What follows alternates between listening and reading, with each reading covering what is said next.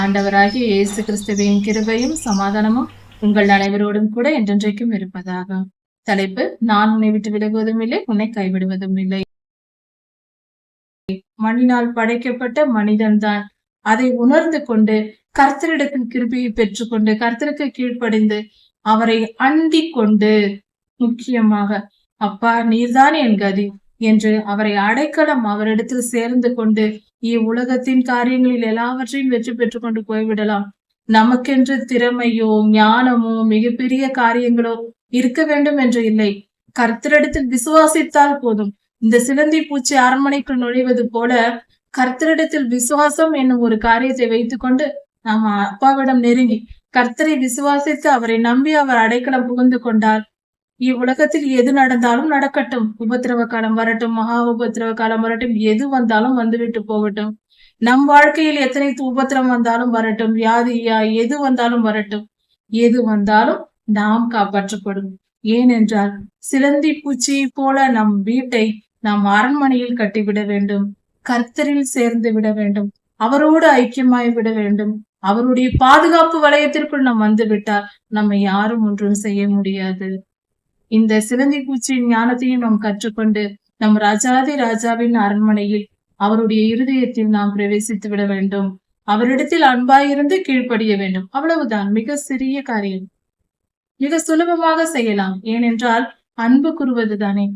நாம் கர்த்தரிடத்தில் அன்பாயிருக்க வேண்டும், முழுமையாய் விசுவாசிக்க வேண்டும், கர்த்தருக்கு கீழ்ப்படிய வேண்டும். சிறு பிள்ளை போல் நம் மனம் இருந்தால் போதும். நீதிமொழிகள் 30ஆம் அதிகாரம் 21ஆம் வசனம் முதல் 33ஆம் வசனம் வரை. வாழ்க்கையின் ரகசியங்கள், வாழ்வில் இருக்கிற அதிசயங்கள், அற்புதமான காரியங்கள், ஞானமான வாக்கியங்கள், இவைகளெல்லாம் நீதிமொழிகளின் பொக்கிஷமாய் இருக்கிறது. அந்த பொக்கிஷத்தை நாமும் படித்து கற்றுக்கொள்வோம். பரிசுத்த ஆவியானவர் ஆகூர் என்னும் தேவ மனிதன் மூலமாக இந்த காரியங்களை நமக்கு வெளிப்படுத்துகிறார். அதாவது 3 காரியங்கள் உண்டு. இந்த 3 காரியங்களால் 3 விதமான விஷயங்கள் இந்த பூமியில் நடப்பதினால் பூமி சஞ்சலப்படுகிறது, பூமியே வேதனைப்படுகிறதாம். அப்படிப்பட்ட பூமியை வேதனைப்படுத்தும் 3 காரியங்கள் இருக்கிறது. இன்னொரு 4 காரியங்கள் இருக்கிறது. அவை இந்த பூமி தாங்க முடியவில்லை. பூமியால் தாங்க முடியாத 4 காரியங்களும் இருக்கிறது. இந்த 4 காரியங்களும் பூமியை பாதிக்க கூடியதாய் இருக்கிறது. அரசாளுகிற அடிமையின் நிமித்தம். ஒரு ராஜா இருக்கிறான், அவன் அடிமையா இருக்கிறான் என்றால் அரசாளுகிற அடிமை, இது சற்று வித்தியாசமான வார்த்தையா இருக்கிறது. ஒரு அடிமை ஒரு தேசத்தை அரசாண்டால் என்று சொன்னால் சற்று புரியாது. ஒரு ராஜா அடிமையாய் இருந்தால், ஒரு தேசத்தை ஆளுகை செய்கிற ராஜாவான ஒரு மனிதன் ராஜாவாய் அரசாள வேண்டும். அதை விட்டு அவன் அடிமையாய் இருந்தால், பாவத்துக்கு அடிமையாய் இருப்பது, பிற மனிதர்களுக்கு அடிமையாய் இருப்பது, வேறு சில காரியங்களுக்கு அடிமையாய் இருப்பது, இப்படி அடிமைத்தனத்தில் இருக்கிற ஒரு ராஜா இருக்கிறான் என்றால் அவன் நிமித்தம் இந்த பூமி சஞ்சலப்படுகிறது, மிகவும் துன்பப்படுகிறது. பூமியே துன்பப்படுமா இப்படிப்பட்ட ராஜாவினால்? அடிமைத்தனத்திற்குள் இருக்கிற ராஜா, அதாவது தீய பழக்க வழக்கங்கள், போதைக்கு அடிமையா இருக்கிற ராஜா, எப்பொழுதும் குடித்து கொண்டே இருப்பவன், அல்லது போஜன பிரியனா இருப்பவன், அல்லது தூங்கிக் கொண்டே இருப்பவன், இப்படிப்பட்ட ராஜா இருந்தால் அந்த பூமியே வேதனைப்படுமாம். அது மட்டுமல்ல, யாராவது ஒரு மனிதனுக்கு அடிமையா இருப்பது, எனக்கு இந்த மனிதன் சொன்னா நான் எதையும் செய்வேன் என்று சொல்லுகிற ராஜா இருக்கக்கூடாது. இவன் முடிவெடுக்கிறவனா இருக்க வேண்டும். பிறர் முடிவெடுக்க அதை கேட்டு செயல்படுகிறவனா இருக்கக்கூடாது. மற்றபடி எந்த இச்சையோ எந்த அதிகாரத்திற்கோ கட்டுப்பட்டவனாய் ஒரு ராஜா இருக்கக்கூடாது. ராஜா என்பவன் தானாய் முடிவெடுக்க கூடியவனாய் இருக்க வேண்டும். பரிசுத்தமான நீதியான காரியங்களை செயல்படுத்த தானே தைரியமாய் முடிவெடுக்கும் திறனுடையவனாய் இருக்க வேண்டும். அப்படி இல்லாமல் பிறருக்கோ அல்லது பலவித காரியங்களுக்கோ அடிமையா இருப்பவன் அதன் பூமிக்கே கேடு, பூமியே வேதனைப்படுமாம். அப்படிப்பட்ட ராஜா மோசமான விளைவுகளை ஏற்படுத்துவான் என்று பொருள். இதனால் பூமி, அப்படிப்பட்ட ராஜாவினால் பூமி வேதனைப்படுமாம். அது மட்டுமல்ல, திருப்தியாய் சாப்பிட்ட மூடனின் நிமித்தமும் பூமி வேதனைப்படுமாம். ஒரு மூடன் இருக்கிறான் என்றால் அவன் திருப்தியாக முழுமையாக திருப்தியாக சாப்பிட்டு விட்டான் என்றால் அவன் படுத்தும் பாடுகள் பெரிதாயிருக்கும். திருப்தியாய் புசிப்பது என்பது பரிசுத்தவான்களுக்கே தகும். மூடன் திருப்தியாய் புசித்தால் அவன் சும்மா இருக்க மாட்டான். அவன் பண்ணும் தீமைகள் அக்கிரமங்கள் பெரிதாயிருக்கும். அது நிமித்தம் பூமியே வேதனைப்படுமா? அப்படி என்றால் இது எவ்வளவு பெரிய காரியமா இருக்கிறது. அது மட்டுமல்லாமல் மூன்றாவது காரியம் ஒன்று இருக்கிறது. பூமியை வேதனைப்படுத்தும் காரியம். அதாவது பகைக்கப்படத்தக்கவளாய் இருந்தும் மனைவியாக திருமணம் செய்து கொண்டு வருகிறவள், அதாவது ஒரு எதிரியின் வீட்டுக்கு, இவள் எதிரியா இருக்கிறாள் ஒரு பெண், அவள் எதிரியின் வீட்டிற்கு திருமணமாகி செல்கிறாள் என்றால் அவள் நிலை எப்படிப்பட்டதா இருக்கும்? மகா கொடுமையா இருக்கும். இது நிமித்தம் பூமியே வேதனைப்படும். அந்த வீட்டில் அவளால் வாழ முடியாது. எதிரியின் வீட்டிற்கு அவள் சென்றால், அதாவது எதிரியின் வீட்டில் போய் வாழ வேண்டும் என்றால் அது எவ்வளவு மிகுந்த துன்பத்தை கொடுக்கும், எவ்வளவு பாட அனுபவிக்க வேண்டியிருக்கும். பழைய பகையை எல்லாம் அவர்கள் தீர்க்க மாட்டார்களா? அவர்கள் பகைக்கும் பொழுது இவளால் எப்படி தாங்க முடியும்? இப்படிப்பட்ட கொடுமையான சூழ்நிலை ஏற்படும். பூமியே இந்த வேதனையை தாங்காதான். அதற்கு அடுத்தது தன் நாச்சியாருக்கு பதிலாக இல்லாலாகும் அடிமை. ஒரு கணவன் மனைவி, திருமணமான கணவன் மனைவி இருக்கிறார்கள். அந்த மனைவிக்கு ஒரு அடிமை பெண் இருக்கிறாள். அந்த அடிமை பெண் அந்த கணவருக்கு மனைவி ஆனால், அதாவது ஆபிரகாம் ஐயா சாராளம்மா இருந்தார்கள். சாராளம்மாவின் அடிமை பெண்ணாக ஆகார் இருந்தார். ஆகாரை ஆபிரகாமுக்கு சாராளம்மா கொடுத்தார்கள். இந்த நிலைதான் அந்த நிலை வேதம் சொல்லுகிறது. இப்படிப்பட்ட சூழ்நிலையையும் பூமி தாங்காது. சாராளம்மா செய்த தவறு அது. இப்படி செய்திருக்க கூடாது. அப்படி செய்ததினால் ஆகாரும் மிகவும் வேதனைப்பட்டார்கள், துன்பத்தை அனுபவித்தார்கள். சாராளம்மா, ஆபிரகாம் ஐயா எல்லோருக்கும் துன்பத்தை ஏற்படுத்தப்பட்டது. சாராளம்மா செய்த மிகப்பெரிய தவறு அது. இந்த 4 காரியங்களும் பூமியே வேதனைப்படக்கூடிய காரியமாம். அவ்வளவு கொடுமையான காரியங்கள், இப்படிப்பட்ட சம்பவங்கள் பூமியில் நடைபெறக்கூடாது என்று பொருள். இந்த பூமியில் வாழும் உயிரினங்களில் மிகவும் சிறிய உயிரினங்களாய் இருக்கக்கூடிய 4 காரியங்கள் உண்டு. அந்த 4 உயிர்களும் மிகவும் ஞானமாய் செயல்படும். ஞானமாய் செயல்படுகிற 4 உயிரினங்கள். மிகவும் அற்பமாய் மனிதர்கள் எண்ணுகிற எறும்பு. இந்த எறும்பானது மிகவும் சிறியது, அற்பமாய் எண்ணக்கூடியது. நாம் யாரும் அதற்கு அதை பெரிய மரியாதை கொடுப்பதில்லை, அதை கண்டு பயப்படுவதில்லை. அப்படி அற்பமாய் எண்ணப்படுகிற அந்த எறும்பு மிகவும் ஞானம் உள்ளதாம். வேதம் சொல்லுகிறது, எறும்பிடம் போய் பாடத்தை கற்றுக்கொள் என்று கர்த்தரை சொல்லி இருக்கிறார். அப்படி என்றால் அது என்ன அப்படிப்பட்ட ஞானம்? கோடை காலத்தில் தன் மழை காலத்திற்காக அது ஆகாரத்தை சேர்த்து வைத்துக் கொள்ளுகிறது. இந்த குணம் எறும்பினிடத்தில் உண்டு. இதில் ஆச்சரியப்படக்கூடிய காரியங்கள் என்னவென்றால், மழை பிரதேசங்களில் சில இடங்களில் பார்க்கும்போது மழை காலங்களில் எறும்பு புற்றுகள் இருக்கும். அதை சுற்றிலும் உடைக்கப்பட்ட தானியங்கள் காய வைக்கப்பட்டிருக்கும். அதாவது வெயில் காலங்களில் தானியங்களை எடுத்துக்கொண்டு போய் அந்த புற்றுக்குள் எறும்புகள் உடைத்து வைக்கின்றன. முழு தானியங்களை அது புற்றுக்குள் வைப்பதில்லை. இது கண்ணால் கண்ட உண்மை. அவைகள் முழு தானியங்கள், ஒரு ராகியோ அல்லது கோதுமையோ எந்த தானியமாயிருந்தாலும் முழுமையாய் கொண்டு போய் அது வைத்தால் மழை ஈரம் படும் பொழுது அந்த விதைகளாய் இருப்பதினால் அவைகள் முளைத்து விடும். இதை அறிந்து வைத்திருக்கிறது எறும்பு. அது மழை காலங்களில் என்ன செய்கிறது? கோடை காலத்தில் சேர்த்த தானியங்களை உடைத்து 2 உடைத்து வைத்து விடுகிறது. அதனால் அது முளைப்பதில்லை. மழை காலத்தில் அந்த உடைத்த தானியங்களை சற்று வெயில் வரும் பொழுது மேலே கொண்டு வந்து காய வைக்கிறது. அது ஈரப்பதம் ஊறி போயிருப்பதினால் அது கெட்டு போகாதபடிக்கு எறும்புகள் தங்கள் புற்றுகளை சுற்றிலும் தானியங்களை உலர்த்தி வைத்திருப்பதை பார்க்கலாம். மழைக்காலங்களில் இப்படி இருக்கும். சற்று கவனித்து பார்த்தால் தெரியும். இப்படிப்பட்ட காரியங்களை செய்கிறது. அப்படி என்றால் விதை முளைக்கும் என்பதும், அதற்கு ஈரப்பதம் இருந்தால் முளைத்துவிடும், காலமானால் முளைத்துவிடும், அதை பத்திரப்படுத்த வேண்டும் என்கிற குணம் எல்லாம் இந்த சிறிய எறும்புக்கு தெரிந்திருக்கிறது. எவ்வளவு பெரிய காரியம்! எறும்பிடம் ஞானத்தை கற்றுக்கொள்ள வேண்டும். மகா ஞானமுள்ளவை என்று எறும்பை குறித்து வேதத்தில் சொல்லப்பட்டிருக்கிறது. அதே போல தங்களுக்கு தேவையான ஆகாரத்தை கோடை காலத்திலேயே சேமித்து வைத்து விடுகிறது. மழை காலத்தில் பசியோடு, ஏனென்றால் வெளியில் சென்று மழை ஈரத்தில் அதால் ஆகாரம் சேகரிக்க முடியாது.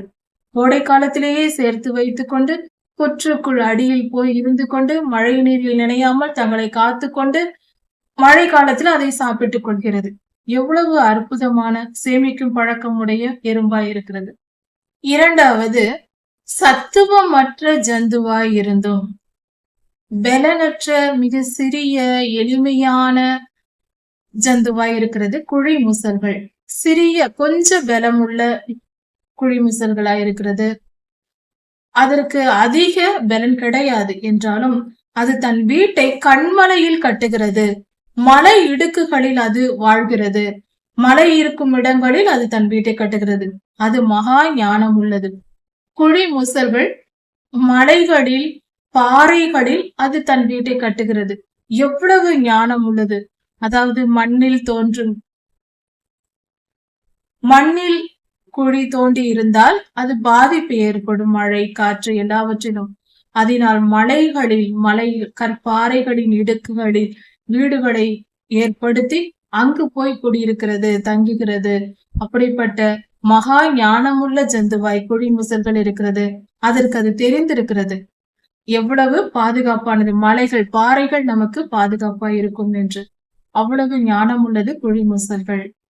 அதே போல ராஜா இல்லாதிருந்தும் பவுஞ்சு பவுஞ்சாய் பறந்து போகிற வெட்டு கிளிகளும், வெட்டுக்கிளிகளுக்கு தலைமைத்துவம் உள்ள எந்த ஒரு வெட்டுக்கிளியும் இருக்காது. கூட்டம் கூட்டமாக அது போகும், ஒரே சீராக போகும். அது பவுஞ்சு பவுஞ்சாய் என்றால் மொத்தமாக கூட்டம் கூட்டமாக அப்படியே செல்லும். அதற்கு தலைவன் என்றோ ஒரு வழி நடத்தக்கூடிய ஆட்கள் என்றோ ஒன்றும் கிடையாது. ஆனாலும் அது கூட்டம் கூட்டமாய் ஒழுங்காக கிரமமாக அது அப்படியே செல்லும். அப்படிப்பட்ட தலைவன் இல்லாதிருந்தும் ஒழுங்காய் நடக்கிற வெட்டுக்கிளிகள், அதனிடம் கற்றுக்கொள்ள வேண்டும்.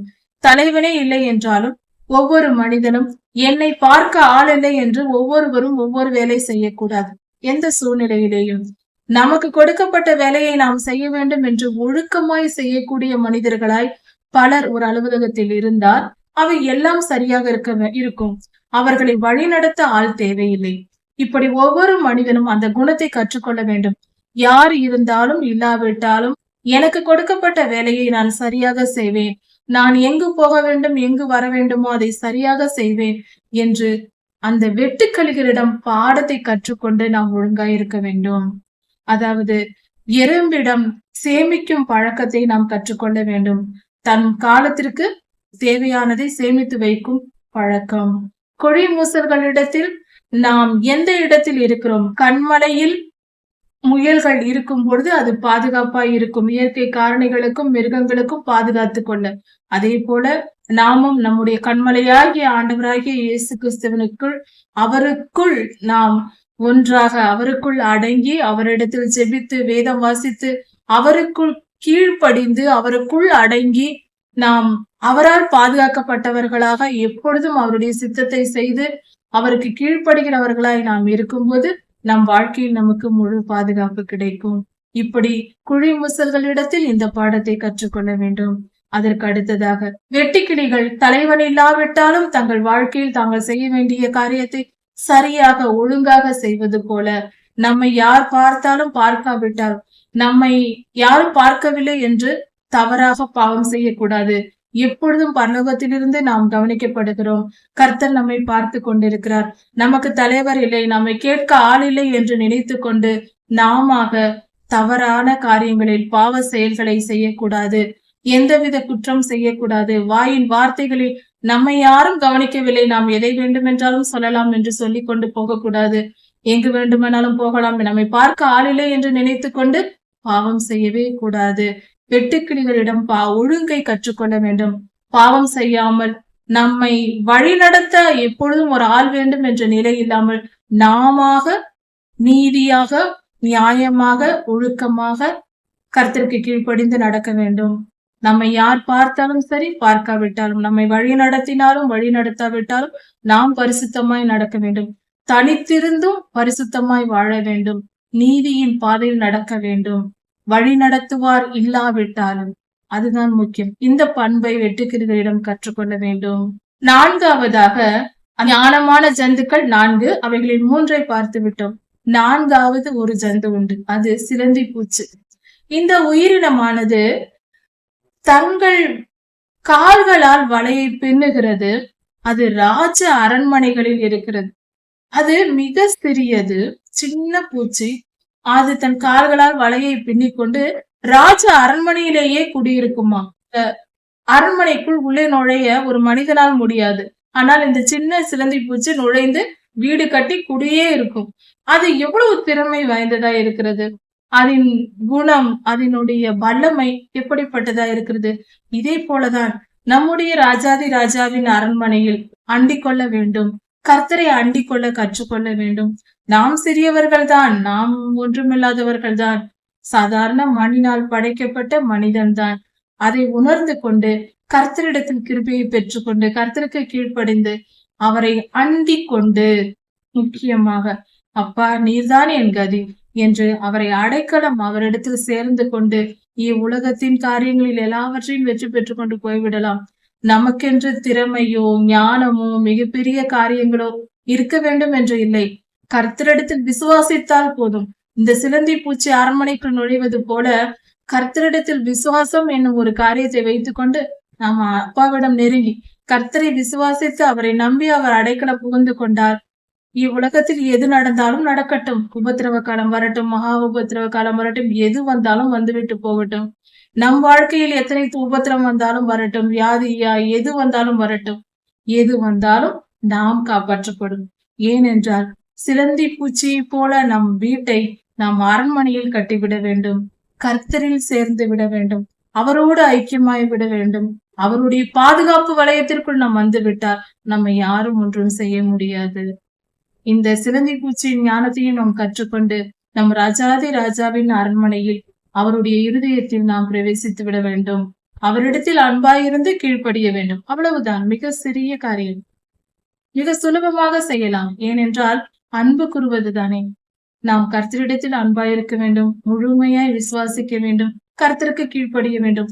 சிறு பிள்ளை போல் நம் மனம் இருந்தால் போதும். வினோதமாய் அடி வைத்து நடக்கிற 3 உண்டு. தன் கால் நடைகளில் வினோதமாய் வித்தியாசமாய் அடி வைத்து நடக்குமா. அப்படிப்பட்ட உயிரினங்கள் 3 இருக்கிறதா. அதே போல 4 இருக்கிறதா. வினோதமாய் நடக்கிறவைகள், வித்தியாசமான நடைகளில் உள்ள 4 காரியங்கள் இருக்கிறது. அவை என்ன? மிருகங்களில் சௌரியமானதும் மிகவும் வசதியான மிருகம், அதாவது நடப்பதற்கு ஓடுவதற்கு அதனுடைய உடல் அமைப்பு மிகவும் வசதியா இருப்பது சிங்கத்திற்காம். சிங்கம் மிகவும் பலம் வாய்ந்தது. அதற்கு முன்பாக எந்த மிருகமும் நிற்க முடியாது. எல்லா மிருகங்களையும் வெல்லக்கூடிய தன்மை சிங்கத்திற்கு உண்டு. அந்த சிங்கமானது எதற்கும் பயப்படாது, பின்னடையாது. அதாவது பயந்து பின்வாங்காது. எல்லாவற்றிற்கும் முன்பே தைரியமாய் போகும். பயப்படவே பயப்படாது, பின்வாங்காது. அப்படிப்பட்ட மிருகம்தான் 1. அதாவது வினோதமான நடைகள் உள்ளவை. அவை வினோதமாய் நடக்கும், மெதுவாய் நடக்கும், ஆனால் பயந்தல்ல, மகா தைரியமாய் இருக்கும். அதுதான் வினோதமான நடை. போர் குதிரை. போர் குதிரை துணிந்து போகும், பயங்கர வேகமாக நடக்கும், ஓடும். அது நடக்காது, ஓடும் என்று சொல்லலாம். அதன் கால்கள் பயங்கர வேகமாய் ஓடும். அதற்கு பயம் என்பதே கிடையாது. சிங்கத்திற்கும் பயம் கிடையாது, போர் குதிரைக்கும் பயம் கிடையாது. வினோதமாய் ஓடும். அதே போல வெள்ளாட்டு கடா. வெள்ளாட்டு கடாவும் அதே போல தைரியமா இருக்கும். எதை கண்டும் அஞ்சாது, யாரை கண்டும் பயப்படாது. அப்படி பாய்ந்து செல்லும் சிங்கம் போல.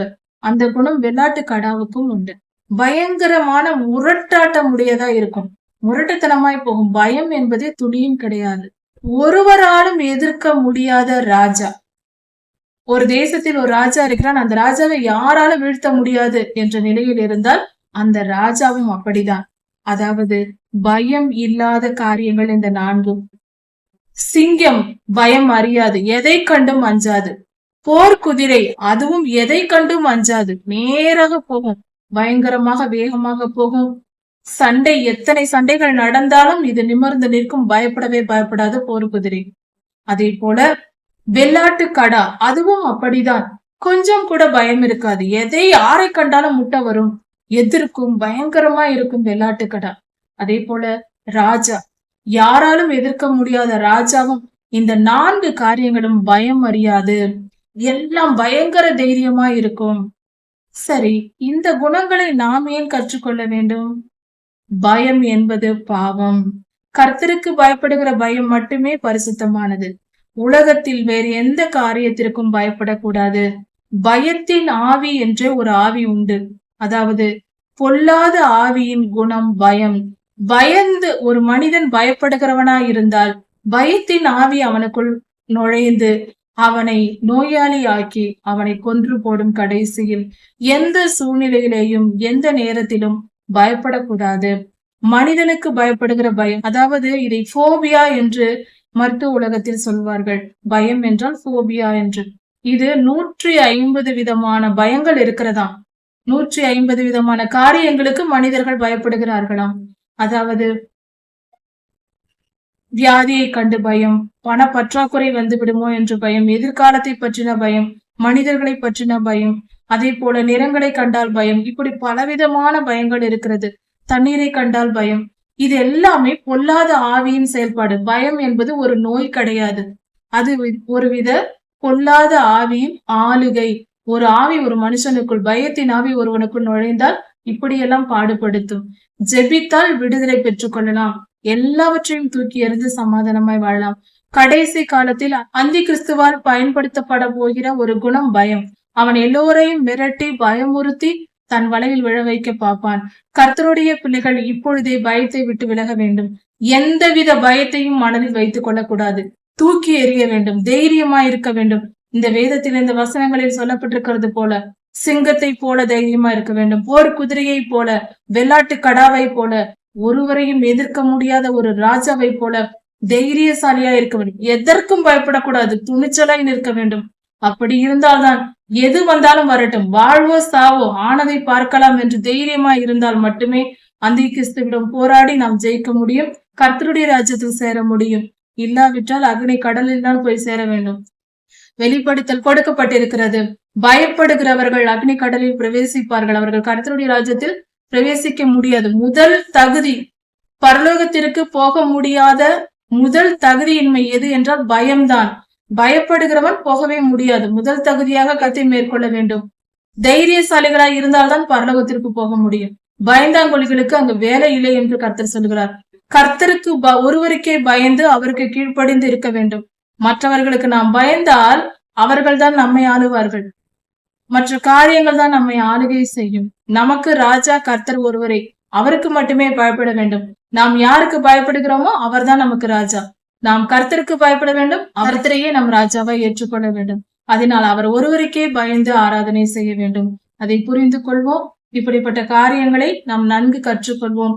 பயம் கூடவே கூடாது. எந்த காரியத்திலும், எந்த விஷயத்திலும், எது நடந்தாலும் பயப்படக்கூடாது. கர்த்தர் ஒருவருக்கே பயப்பட வேண்டும்.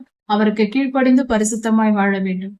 ஒரு மனிதன் மேட்டிமையானவனாய் இருந்து பெருமை பிடித்தவனாய் மிகவும் பெருமையாய் இருக்கிறான். ஏதோ ஒரு உயர்ந்த நிலை இருக்கிறது என்பதற்காக தன்னைத்தான் பெருமையாய் நினைத்து கொண்டு பெருமையாய் வாழ்கிறான் என்றால், பைத்தியக்காரனை போல நடந்து கொண்டு துர்ச்சிந்தனை உள்ளவனாய் இருந்தால், கெட்ட சிந்தனை உள்ளவனாய் இருந்தால் உன் கையினால் உன் வாயை மூடு என்று கர்த்தர் சொல்லுகிறார். பெருமை, கெட்ட சிந்தனை, பைத்தியக்காரத்தனமான பேச்சுகள் இப்படிப்பட்டவை இருந்தால் உன் கையால் வாயை மூடு என்று கர்த்தர் சொல்லுகிறார். பேசாதே. மேன்மை பாராட்டல் கூடவே கூடாது என்பதை கர்த்தர் சொல்லுகிற வார்த்தை. பெருமை என்ற குணம் நமக்கு இருக்கக்கூடாது. பெருமை வேண்டவே வேண்டாம். அது கர்த்தருக்கு அருவருப்பானது. பாலை கடைதல் வெண்ணெயை பிறப்பிக்கும். பாலை நன்கு கடைந்தால் அதிலிருந்து வெண்ணெய் கிடைக்கும்.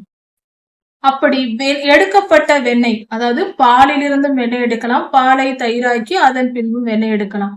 எப்படியோ கடைந்தால் வெண்ணெய் கிடைக்கும்.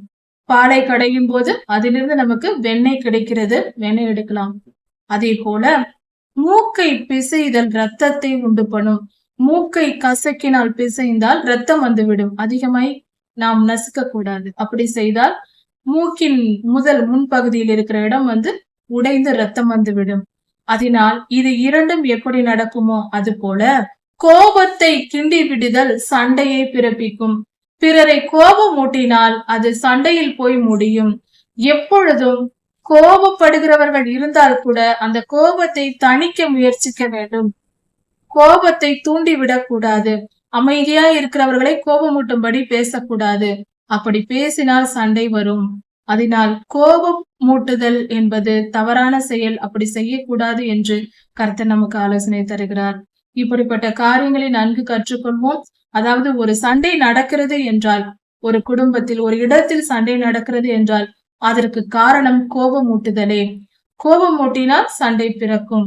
அதனால் எந்த சூழ்நிலையிலையும் ஒருவரை ஒருவர் கோபமூட்டக்கூடாது, அமைதிப்படுத்த வேண்டும். ஒருவர் கோபமாக இருந்தாலும் அவர்களை சாந்தப்படுத்தவே முயற்சி செய்ய வேண்டும். அப்பொழுது சண்டை வராமல் தடை செய்யப்படும். அந்த இடம் சமாதானம் உள்ளதா இருக்கும். கர்த்தருடைய பிள்ளைகள் மத்திய 5ஆம் அதிகாரத்தில் சொல்லப்பட்டிருக்கிறது. சாந்த குணம் உள்ளவர்களாய் இருக்க வேண்டும், சமாதானம் பண்ணுகிறவர்களாய் இருக்க வேண்டும், கோபமூட்டுகிறவர்களாய் இருக்கக்கூடாது. அதாவது சமாதானம் பண்ணுகிறவர்கள் தேவனுடைய புத்திரர் என்று எண்ணப்படுவார்கள். கர்த்தருடைய பிள்ளைகளாய் நாம் இருந்தால் நாம் ஒரு இடத்தில் சமாதானத்தை உண்டு பண்ண வேண்டும். எந்த இடத்திலும் பிரச்சனைகளை தூண்டிவிட்டு அல்லது யாரையாவது கோபமூட்டும் வார்த்தைகளை பேசி கோபமூட்டி சண்டையில் போய் முடியும்படியாக நாம் நடந்து கொள்ளக்கூடாது. நாம் அமைதியாகவும் சாந்தமாகவும் இருக்க வேண்டும். பிறரை சமாதானப்படுத்துகிறவர்களாய் இருக்க வேண்டும். நாம் இருக்கும் இடத்தில் சண்டைகள் கோபங்கள் வராதபடிக்கு நாம் நம்முடைய பேச்சு இருக்க வேண்டும். அப்படியாக பரிசுத்தமாய் வாழ்ந்தால்தான் நாம் கர்த்தருடைய பிள்ளைகள். அதைதான் நம்மிடத்தில் கர்த்தர் எதிர்பார்க்கிறார். நம்முடைய சுபாவம் இப்படி இருக்க வேண்டும் என்று சொல்லித் தருகிறார். இப்படியாக கர்த்தருடைய வார்த்தைகளை கற்றுக்கொண்டு அவருடைய சித்தத்தை அறிந்து நாம் அவருக்கு பிரியமானவர்களாய் நடப்போம். சகல ஞானங்களையும் கற்றுக்கொள்வோம். கர்த்தருடைய வழிகளில் நடப்போம். அவருடைய ராஜ்யத்தில் சேரும்படியாக நம்மை ஆயத்தப்படுத்துவோம். நீதிமொழிகள் 31ஆம் அதிகாரம் 1-13 வசனம் வரை. இந்த அதிகாரத்தில் லேமுவேல் என்னும் ராஜாவுக்கு அவருடைய தாய் உபதேசித்து சொன்னதாக சொல்லப்பட்டிருக்கிறது. இந்த வசனங்கள் எல்லாமே ஒரு பெண், அதாவது லேமுவேல் ராஜாவின் தாய் அவரது தன் சொந்த மகனுக்கு உபதேசமாக சொன்ன வார்த்தைகள் இந்த அதிகாரத்தில் கொடுக்கப்பட்டிருக்கிறது. அந்த ராஜா இஸ்ரவேலின் ராஜா அல்ல என்று சொல்லப்படுகிறது. அவருடைய பெயர் லேமுவேல் என்று கொடுக்கப்பட்டிருக்கிறது. லேமுவேல் என்றால் கர்த்தருக்கு அர்ப்பணிக்கப்பட்டவர் என்று பொருள். கர்த்தருடைய பிள்ளை, கர்த்தருக்கு சொந்தமானவர் என்று பொருளாகி இருக்கிறது. இப்படி இருக்க அந்த ராஜாவுக்கு அது யார் என்று தெரியவில்லை. அந்த ராஜாவுக்கு அவரது தாய் ஒரு பெண் உபதேசித்து சொன்னது.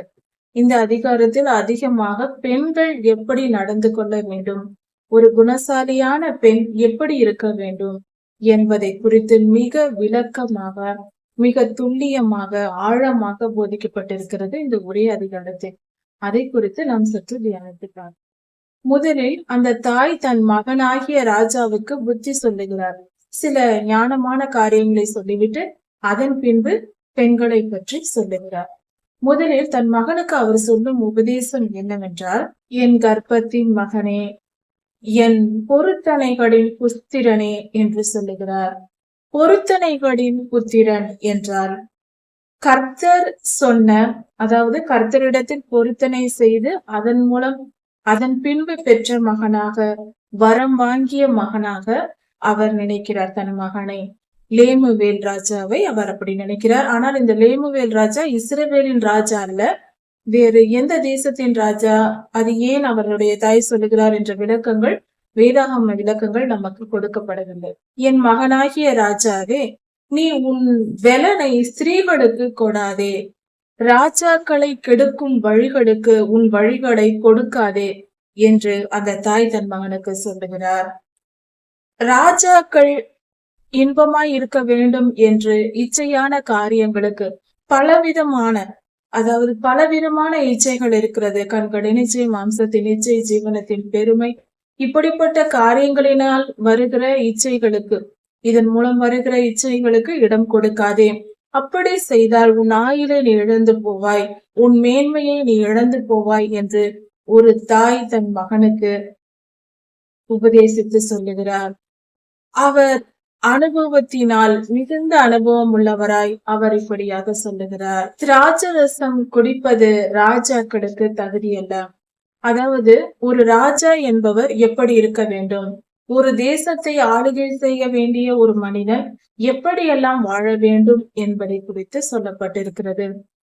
ஒரு ராஜா முதலில் இச்சையான காரியங்களுக்கு இடம் கொடுக்க கூடாது.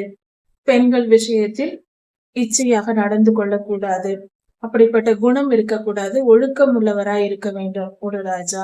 அதன் பின்பு அவர் தீய பழக்க வழக்கங்கள், கெட்ட குணங்கள் இவைகளுக்கு இடம் கொடுப்பவராக இருக்கக்கூடாது. இப்படியாக இருக்க வேண்டும் என்று சொல்லியிருக்கிறார்.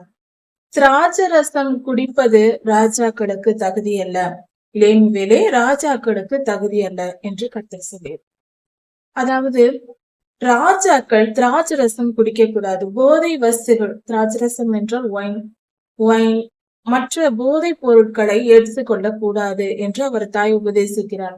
ஏன் ஒரு ராஜா போதை வஸ்துகளை எடுத்துக்கொள்ளக் கூடாது, சாப்பிடக்கூடாது, குடிக்க கூடாது என்றால், அது ஒரு ராஜாவாக இருக்கலாம் அல்லது பிரபுக்களா இருக்கலாம், மந்திரிகள், கலெக்டர்கள் போன்ற அதிகாரம் வகிப்பவர்களாக இருக்கலாம். இப்படிப்பட்டவர்கள் மதுபானம் குடிக்க கூடாது. ஏனென்றால் மதுபானமானது போதை பொருள்கள் எதுவாயிருந்தாலும் அது மனிதனின் மூளையை பாதிக்கிறது. மூளையை பாதித்து அந்த மனிதன் ஒழுக்கமாய் வாழ்வதை தடை செய்யும். அதாவது இச்சையான காரியங்களுக்கு இடம் கொடுத்து பாவம் செய்ய வைக்கும். அதாவது போதை வஸ்துக்கள் ஒரு மனிதனின் சுய நினைவை இழக்க செய்கிறது, மனிதனின் மூளையை பாதிக்கிறது. இன்றைய விஞ்ஞான கண்டுபிடிப்பை அன்று அந்த தாயார் சொல்லியிருக்கிறார். மதுபானம் குடிக்கும்போது இன்று விஞ்ஞானத்தில் கண்டுபிடித்து சொல்லப்படுகிறது. அந்த காலத்தில் அனுபவத்தில் பார்த்து அந்த தாயார் சொல்லியிருக்கிறார். அதாவது மதுபானம் குடித்தால் மது இழந்து என்ன பேசுகிறோம் என்று தெரியாது. மதுபானம் மட்டுமல்ல, எந்த போதை வஸ்துவும் ஒரு மனிதனை என்ன பேசுகிறோம், என்ன செய்கிறோம், எப்படி நடக்கிறோம் என்ற நினைவு கூட இல்லாமல் சிலர் தள்ளாடி தள்ளாடி போதையில் இருப்பவர்கள் நடப்பது கூட இயல்பான 1 வயது 2 வயது நடக்க கற்றுக்கொண்ட அந்த பருவத்தில் நடந்த நடை கூட போதை குடித்தவர்கள், போதைக்கு அடிமைப்பட்டவர்கள் அப்படி நடக்க முடியாது. அந்த அளவுக்கு அது அந்த மனிதனின் மூளையை பாதிக்கிறது. இப்படி பாதிப்பதினால் அந்த ராஜா நியாய பிரமாணத்தை விட்டு வழி விலகி போவார். ராஜா வழி விலகி போக நேரிடும். ஒரு மனிதன் தன் சுய நினைவை இழந்தால் அவன் எப்படி கர்த்தருடைய கட்டளைகளின் கற்பனைகளின் கை கொண்டு நடக்க முடியும்? எத்தனை சட்டங்கள் எங்கு போட்டாலும் அந்த சட்டம் அவனுக்கு நினைவில் சுய நினைவே இல்லை. அவன் தன்னை மறந்து எதையாவது செய்து கொண்டிருப்பான். உதாரணத்திற்கு இந்த காலத்திற்கு பொருந்தும்படி நாம் ஆராய்ந்து பார்க்க வேண்டும் என்றால், ஒரு மனிதன் போதை பொருளை எடுத்துக்கொண்டு, அதாவது சாராயம் குடித்து விட்டு காரை ஓட்டிக்கொண்டு சென்றால் அந்த மனிதன் எந்த திசையில் ஓட்டுகிறோம் என்றோ, சாலை கட்டுப்பாட்டு விதிகளை கடைபிடித்து ஓட்டவோ அந்த மனிதனுக்கு நினைவு இருக்காது. சுய நினைவு இழப்பதினால் அந்த கட்டுப்பாட்டு விதிகள் நினைவில் இருக்காது. தவறி ஓட்டுவதினால் பலவித விபத்துகள் நடக்கின்றன. இதற்கு காரணம் சுய நினைவை இழப்பதுதான். அந்த நினைவு இழப்பதற்கு காரணம் மதுபானம் அருந்துதல், போதை வஸ்துக்களை எடுத்துக்கொள்ளுதல். இப்படி செய்வதனால் போதைப் பொருட்கள், மதுபானங்கள் மனிதனை மூளையை பாதித்து அவன் வாழ்க்கையே வீணடித்து விடும். உயிருக்கே பல நேரங்களில் ஆபத்து நேரிடுவதும் உண்டு. இன்றும் இப்படி நடக்கிறது. அப்படி இருக்க ராஜாவே, நீ அப்படி மதுபானம் குடித்தால் நீ உன்னை நியாயப்பிரமாணத்தை விட்டு விலகி போய் விடுவாய். ஒரு தேசத்தின் ராஜா நியாயப்பிரமாணத்தை மறந்தால் என்ன நடக்கும்? போடும் சட்டங்கள் எல்லாம் சுயநினைவு இல்லாமல் இருந்தால் அந்த தேசமே பாதிக்கப்பட்டு விடுமே, தேசத்திற்கே தீங்கு விளைவுமே. அதனால் அப்படி செய்யாதே என்று அவருடைய தாயார் போதிக்கிறார். அப்படி நியாய பிரமாணத்தை மறந்து சிறுமைப்பட்டவனுடைய நியாயம், ஒரு ராஜா நன்றாக போதையில் அமர்ந்திருக்கும் போது ஒரு நீதி கேட்டு ஒரு வாக்குவாதம் வருகிறது, ஒரு பிரச்சனை வருகிறது. ஒரு ஏழை ஒருவன் நீதி கேட்டு வருகிறான், ஒரு பிரச்சனையை சொல்லுகிறான் என்றால் இந்த ராஜாவால், அதாவது போதையில் இருக்கிற இந்த ராஜாவால் நியாயம் சொல்ல முடியாது. ஏனென்றால் இந்த ராஜாவே நிதானத்தில் இல்லை. அப்படி இருக்கும் பொழுது எப்படி நியாயம் சொல்ல முடியும்? ஏழைகளின் நியாயத்தை புரட்டி விடுவாய். அது மட்டுமல்ல, கூட இருக்கிறவர்கள் ராஜா போதையில் இருக்கும் பொழுது ஏதாவது கையெழுத்து வாங்கி எல்லா தவறுகளையும் செய்ய வாய்ப்பு நேரிடும். அதனால் ஒரு ராஜா போதையில் இருக்கக்கூடாது, மதுபானம் அருந்தக்கூடாது என்று அவருடைய தாயார் போதிக்கிறார். மடிந்து போகிறவனுக்கு மதுபானத்தையும் மனம் கசந்தவனுக்கு திராட்சரசத்தையும் கொடுங்கள் என்று சொல்லுகிறார். அதாவது மடிந்து போகிறவன் என்றால் யார்? ஒரு மனிதன் சாகும் நிலையில் இருக்கிறான் என்றும் சொல்லலாம். மகா கொடியவனாய் இருக்கிறான், மிகவும் துன்மார்க்கனாய் இருக்கிறான், இவன் திருந்தவே மாட்டான், இவனுடைய காலம் முடிய போகிறது, மரண பரியந்தம் வந்து விட்டான் என்றால் அவன் மரண வேதனையை தாங்க முடியாமல் இருக்கும் பொழுது, மரணம் அடைய படுக்கையில் இருக்கிற ஒரு மனிதன் அவனுடைய வேதனை மறந்து போகும்படியாக மதுபானம் கொடுக்கலாம் என்று, மதுபானத்தை கொடுங்கள் என்று அந்த அம்மா சொல்லுகிறார். அவன் பாவம் செய்தான், அவன் மரிக்க போகிறான், நரகத்துக்கு போக போகிறான், அவன் திருந்தவில்லை, கடைசி நிமிடத்திலும் திருந்தவில்லை. அப்படிப்பட்டவனுக்கு மதுபானம் கொடுங்கள், அவன் வலியை மறப்பதற்கு அவனுக்கு மதுபானம் கொடுங்கள் என்று சொல்லுகிறார். அப்படி என்றால் ஒரு தீயவன் தான் மதுபானம் குடிக்கலாம், அவன் குடித்துவிட்டு இருந்துவிட்டு அவன் சாக போகிறான், அதனால் ஒரு பிரயோஜனமும் இல்லை அப்படி என்று சொல்லப்படுகிறது. அப்படி என்றால் கர்த்தருடைய பிள்ளைகள் ஒருபோதும் அதை தொடக்கூடாது, மதுபானம் தொடக்கூடாது. அடுத்தது, மனம் கசந்தவர்களுக்கு திராட்சரசம் கொடுங்கள். மனம் கசந்தவர்கள், மனதில் மிகவும் துக்கம் அடைந்தவர்கள், துரோகத்தை சந்தித்தவர்கள், மனம் உடைக்கப்பட்டவர்கள், நொறுக்கப்பட்டவர்கள், வாழ்க்கையே வெறுத்த நிலையில் துக்கத்துடன் இருக்கிறவர்கள், அப்படிப்பட்டவர்களுக்கு திராட்சரசம் கொடுங்கள் என்று சொல்லுகிறார். அதாவது திராட்சரசம் என்பது ஒயினை குறிக்கும். அது மட்டுமல்ல, நேரடியான திராட்சை ஜூஸையும் சொல்லலாம். திராட்சை சாறை பிழிந்து எடுத்து வீட்டிலே தயாரிக்கலாம். திராட்சை பழத்தை பிழிந்து ஜூஸ் எடுத்து அதை நாம் குடிக்கும் பழக்கம் வைத்திருக்கலாம், அதில் தவறில்லை. அது இருதயத்தை ஆரோக்கியப்படுத்தும். அதாவது உடனே நம் கைகளால் செய்யப்பட்ட வெறும் திராட்சை பழ சாறு பிழிந்து எடுத்து அப்படியே குடிப்போம். அது நம் இருதயத்தை பலப்படுத்தும், ஆரோக்கியத்தை கொடுக்கும் என்று சொல்லப்படும். மனம் உடைந்தவர்கள், நொறுக்கப்பட்டவர்கள் திராட்சரசம் குடிக்கலாம். ஆனால் அது ஜூஸாக பருகுவதில் தவறில்லை, ஒயினாக மாற்றி குடிக்க கூடாது, குளிக்க வைத்து அதை குடிக்க கூடாது, அது போதை தரும். மனம் கசந்தவனுக்கு திராட்சரசம் கொடுங்கள் என்றால் அவன் அதை குடித்து தன்னை மறந்த நிலைக்கு போய்விடுவான். அவன் துக்கத்தை மறக்கும்படியாக அவன் தன்னை மறந்து விடுவான். அதோடு அவனுடைய துக்கமும் மறந்து அவன் சற்று மனக்கவலை நீங்கும்படியாக அவனுக்கு கொடுங்கள். அவன் குறைவுகள், அவன் வேதனைகள் எல்லாம் அவன் மறந்திருக்கட்டும் என்று சொல்லப்படுகிறது. பேச முடியாத மனிதர்களுக்காகவும் திக்கற்றவர்களுக்காகவும் உன் வாயை தர என்று சொல்லுகிறார். அதாவது அந்த தாயார் தன் மகனுக்கு உபதேசிப்பது என்னவென்றால், மாற்றுத்திறனாளியாக இருப்பவர்கள், பேச முடியாமல் காது கேளாமல் இருப்பார்கள், அப்படிப்பட்டவர்களுக்காக உன் வாயை திறக்க வேண்டும். அவர்களுக்கு நியாயம் செய்யும்படியாக, அவர்களுக்காக நீ பரிந்து பேச வேண்டும். அவர்களுக்கு உதவி செய்யும்படியாக, அவர்களுக்கு ஆதரவு கொடுத்து பாதுகாக்கிறவனாக நீ இருக்க வேண்டும். அப்படிப்பட்டவர்களுக்காகவும் திக்கற்றவர்களுக்காகவும், அனாதைகளாக, உதவி செய்ய யாரும் இல்லாதவர்களாய், யாராவது நமக்கு உதவி செய்ய மாட்டார்களா, நமக்கு யாரும் இல்லையே என்று எங்கிக் கொண்டிருக்கிற அப்படிப்பட்ட ஜனங்கள், ஏழைகள், எளியவர்கள், திக்கற்றவர்கள், மாற்றுத்திறனாளிகள், இப்படிப்பட்டவர்களுக்காக உன் வாயை திறக்க வேண்டும். அவர்களுக்காக நீ பரிந்து பேச வேண்டும். அவர்களுக்கு நன்மை செய்யும்படி நீ பேச வேண்டும். உன் வாழ்க்கை அப்படிப்பட்டதா இருக்க வேண்டும் என்று அந்த தாயார் ராஜாவுக்கு, லேமுவேல் ராஜாவுக்கு உபதேசிக்கிறார். உன் வாயை திறந்து சிறுமையும் எளிமையும் ஆனவனுக்கு நியாயத்தை செய். உன் வாய் திறந்து, அதாவது நீ பேசும் பேச்சுகள் எளியவர்களுக்கும், ஏழைகளுக்கும், திக்கற்றவர்களுக்கும் உதவி செய்யும்படியாக, நியாயம் செய்யும்படியாக, நீதியாய் நியாயம் கிடைக்கும்படியாக நீ நடந்து கொள் என்று சொல்லுகிறார். இதன் பொருள் என்னவென்றால், ஒரு ஊர் இருந்தாலும், ஒரு சிறு கிராமமாய் இருந்தாலும், ஒரு தேசமாய் இருந்தாலும், இந்த காலத்தில் ஒரு வீடாய் இருந்தாலும் கூட, பணம் வருமானம் இல்லாதவர்கள், அதிக பணம் நம்முடைய அக்கௌண்டில் பணம் இருக்க வேண்டும். பணம் இல்லாதவர்கள் ஒரு குடும்பத்தில் இருந்தால் வீட்டிலேயே இந்த நிலை இருக்கிறது. ஒரு தேசம் என்று சொல்லும் பொழுதும், ஒரு ஊர் என்று சொல்லும் பொழுதும், ஏழைகள் எளியவர்களை வசதி படைத்தவர்கள் ஒடுக்குவார்கள். அவர்களுடைய பேச்சு, ஏழைகளுடைய பேச்சு, திக்கற்றவர்கள் எளியவர்களுடைய பேச்சு யாரும் கேட்க மாட்டார்கள். அவர்களுக்கு நீதியாய் நியாயம் செய்ய மாட்டார்கள். உனக்கு எதற்கு, நீ சொல்வதையெல்லாம் இங்கு செய்ய முடியாது. நியாயம் கேட்டால் பொருட்படுத்த மாட்டார்கள். நீ எல்லாம் ஒரு பெரிய ஆளா, உனக்கெல்லாம் அதெல்லாம் சொல்ல முடியாது என்று அவர்களை கொள்ளையடித்து இந்த வசதி படைத்தவர்கள் சாப்பிடுவார்கள். இப்படிப்பட்ட நிலை இன்றே இருக்கிறது. அந்த காலத்தில் இன்னும் அதிகமாகவே இருந்தது. அப்படி இருக்க ஏழை எளியவர்களை ஒடுக்குகிறவர்கள் இருக்கிறார்கள். அவர்கள் ஏழைகள் எளியவர்கள் வந்து ராஜாவினிடம் நியாயம் கேட்கும் பொழுது இவர்கள் அந்த ராஜா நியாயம் செய்ய வேண்டும், எளியவர்களுக்காக நியாயம் செய்ய வேண்டும். வசதி படைத்தவர்களுக்கும் மிகப்பெரிய மனிதர்களுக்கும் ஆதரவாக நடந்து கொள்ளக்கூடாது. அப்படி செய்யாதே என்று அந்த தாயார் உபதேசிக்கிறார். இப்படியாக ராஜாவுக்கு சொல்லிய உபதேசங்கள் சொல்லப்பட்டது. அவர் இன்னும் ஒரு காரியத்தை சொல்லுகிறார்.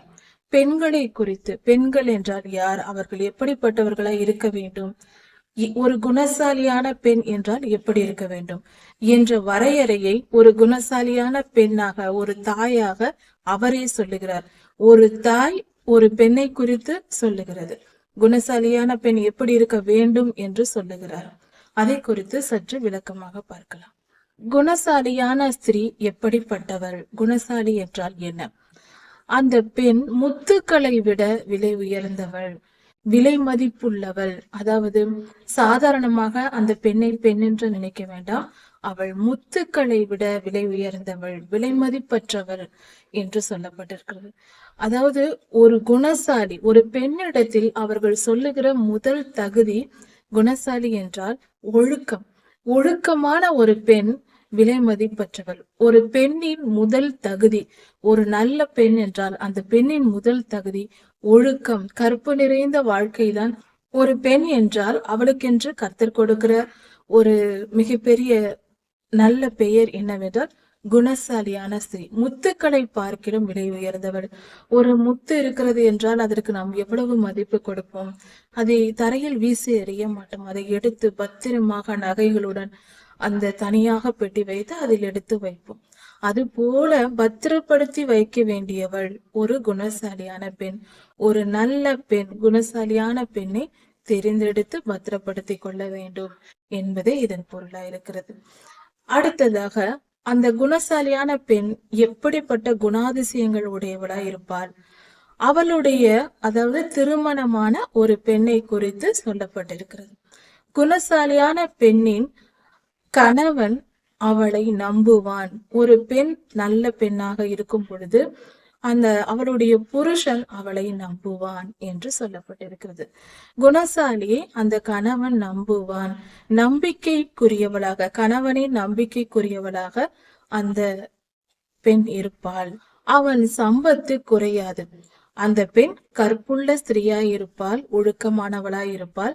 அவளுடைய ஐஸ்வர்யம் குறையாது. அந்த மனிதனுடைய ஐஸ்வர்யம், அந்த பெண்ணை திருமணம் செய்தவனுடைய சம்பத்து என்றால் பணம், பொருள், நிலங்கள், தங்கம் போன்ற எல்லாவித ஐஸ்வர்யங்களும் சம்பத்து என்று சொல்லப்படுகிறது.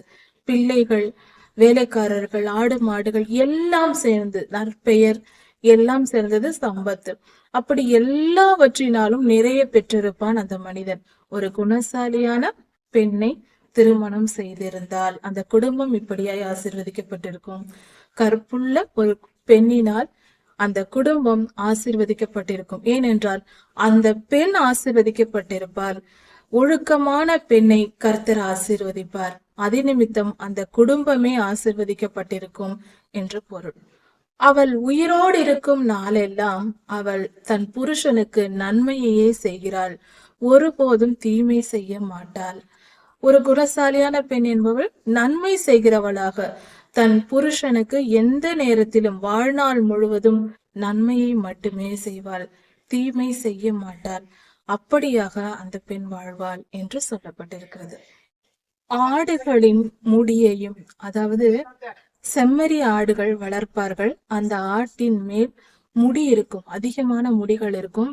அதை அவ்வப்போது அந்த முடிகளை நீக்கி அந்த முடியை எடுத்து, ஆட்டின் வெண்மையான அந்த முடியை எடுத்து அதை கம்பளி ஆடைகளாக செய்வார்கள். குளிருக்கு போர்த்தி கொள்ள கம்பளி ஆடைகளாக செய்வார்கள். இது அந்த காலத்திலிருந்து இந்த காலம் வரைக்கும் குளிர் பிரதேசங்களில் பயன்படுத்தப்பட்டு வருகிறது. அதற்கு கம்பளி ஆடைகள் என்று பெயர். அந்த ஆட்டின் முடியிலிருந்து அது போர்த்தினால் மிகப்பெரிய குளிரிலிருந்தும் அது நல்ல ஒரு சூட்டை உடலுக்கு கொடுக்கும். குளிரிலிருந்து தற்காத்து கொள்ள அது பயன்படும். குளிர் பிரதேசங்கள், மிகவும் பனிமலைகள் இருக்கிற இடங்கள், குளிர் பிரதேசங்களில் இதை பயன்படுத்துவார்கள். அந்த கம்பளி ஆடைகளை இந்த பெண் நெய்து விற்பாராம். அப்படி என்றால் ஆட்டினுடைய அந்த முடியை எடுத்து இந்த தொழில் செய்வது, அதாவது கம்பளி ஆடைகள் உற்பத்தி செய்கிற ஒரு தொழிலை அந்த பெண் செய்வாள்.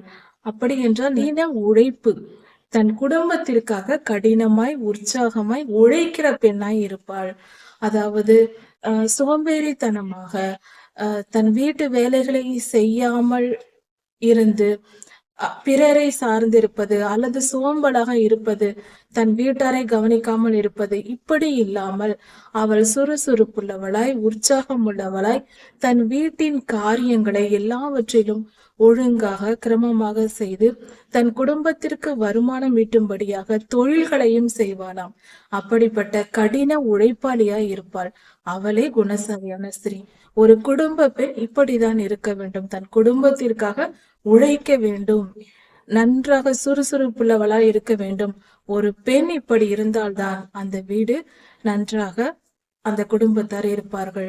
அவர்கள் உயர்ந்த நிலையில் இருக்க முடியும், செழிப்பான நிலையில் இருக்க முடியும், சந்தோஷமும் சமாதானமும் இருக்கும். கர்த்தர் இந்த நீதிமொழிகளின் மூலமாக பலவித ஞானமான காரியங்களை நமக்கு சொல்லிக் கொடுத்திருக்கிறார். அதை நாம் கேட்டிருக்கிற நாம் புரிந்து கொண்டு உணர்ந்து கொண்டு அதை கடைபிடித்து வாழ்வோம். கர்த்தருடைய ஆசீர்வாதத்தை பெற்றுக்கொள்வோம். கர்த்தர் உங்களை ஆசீர்வதிப்பாராக. இதன் தொடர்ச்சியை அடுத்த செய்தியில் பார்க்கலாம். மாரநாதா.